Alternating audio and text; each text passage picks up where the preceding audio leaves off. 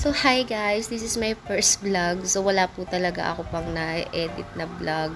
Ngayong 2024, ito po yung handa namin. Yung isi-share ko lang sa inyo. Ito yung handa namin last New Year, nung 2023. So, ayan guys, nag-bake lang ako ng cake dyan. Nag-salad ako, nag-biko, tapos nagsabaw, and then fruits, and then lang, mga sweets lang. And this time, ayan guys, ipiplex ko sa inyo yung aking cake. That time kasi guys, may mga order. So, hindi talaga ako nakapagluto talaga ng marami. So, pagod na yung lola nyo. Pero, I do make cake for our family. So, ayan, tingnan nyo yung aking cake guys. Nilagyan ko siya ng fireworks candle. So, yung maiba lang, kasi yan din yung usong-uso talaga ngayon guys, yung fireworks candle. Ayan, para siyang, di ba, fireworks na sa cake. So, ayan, nagse-celebrate kami together with my family dito sa baba lang ng house namin.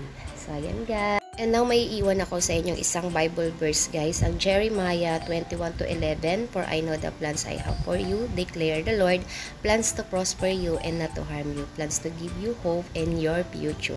Happy New Year again, guys. This 2024, sana pagpalain tayo na ating poong may kapal. Surrender lang natin lahat sa Kanya.